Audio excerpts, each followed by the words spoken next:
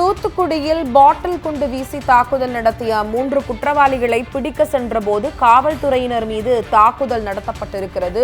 கூடுதல் தகவல்களை செய்தியாளர் காதர் மொய்தீனிடம் கேட்டறிவோம். காதர் மொய்தீன், வணக்கம். இதோட முழு விவரங்கள் என்ன? அதாவது பாத்தீங்கன்னா, தூத்துக்குடி நேரு காலனி, அதாவது தாளமுத்திரார் எல்லைக்கு உட்பட்ட நேரு காலனி பகுதியை சேர்ந்தவர் மாரி செல்வம் என்ற இளைஞர். இவர் கடந்த சில நாட்களுக்கு முன்பாக படுகொலை செய்யப்படுறாரு. இந்த கொலை சம்பவத்தில் தொடர்புடைய அதே நேரு காலனி பகுதியை சேர்ந்த ஹரிஹரன் என்பவரை குற்றவாளி காவல்துறையினர் கைது செய்து அவரை சிறையில் அடைத்துள்ளனர்.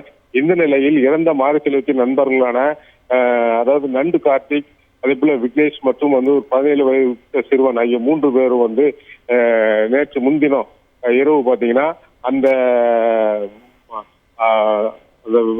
ஹரிஹரனுடைய வீட்டுக்கு முன்பாக போய் அவங்க மண்ணெண்ணெய் கொட்டிய பாட்டில்கள்ல குண்டு மாதிரி ரெடி பண்ணி அதை அவங்க வீட்டுல வீசுறாங்க.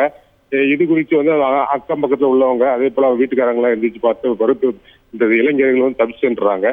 இதை தொடர்ச்சியாக காவல்துறையிட்ட புகார் அளிக்கப்படுது. காவல்துறையினர் இதை வழக்கு பதிவு செய்து விசாரணை மேற்கொண்டு வருகிறார். இந்த நிலையில தான் பாத்தீங்கன்னா நேற்று இரவு இந்த குற்றவாளிகள் கார்த்திக், அதே போல விக்னேஷ் மற்றும் 17 சிறுவன் அதாவது சுந்தரவேல்புரம், அதாவது அம்பேத்கர் நகர் அருகே உள்ள சுந்தரவேல்புரம் பகுதியில் பதுங்கியிருப்பதாக தகவல் கிடைக்கி, இதைத் தொடர்ந்து தாளமுத்து நகர் காவல் உதவி ஆய்வாளர்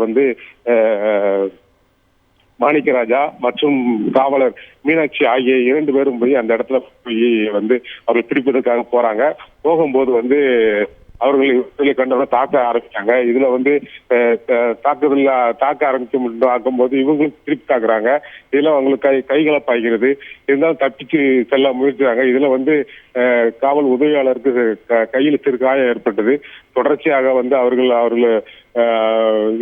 3 பேரையுமே காவல்துறை கைது செய்யறாங்க. கைது செய்து அவர்களை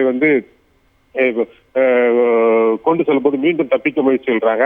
அப்போது காவல்துறை பிடிக்கும் போது கார்த்திக்கு காலில் முறிவு ஏற்பட்டது.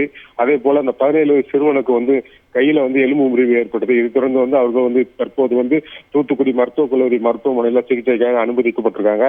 இது தொடர்ந்து இந்த பகுதி, அதாவது இந்த குற்றவாளிகள் பதுங்கியிருந்த பகுதி தூத்துக்குடி வடபாக காவல் நிலைய எல்கைக்கு உட்பட்டது என்பதால் இந்த வழக்கை தூத்துக்குடி வடபாக காவல்துறையினர் விசாரணை மேற்கொண்டு வராங்க. அதாவது பாத்தீங்கன்னா, தூத்துக்குடியை பொறுத்த சட்ட ஒழுங்கு என்பது கேள்விக்குறியாகி உள்ள சூழ்நிலையில அதாவது பொதுமக்களுக்கே சட்ட ஒழுங்கு சீர்கெட்டு பாதுகாப்பு இல்லாத நிலையில தற்போது ஒரு காவல்துறை அதிகாரிக்குமே பாதுகாப்பு இல்லாத சூழ்நிலை தான் விளங்கி வருகிறது.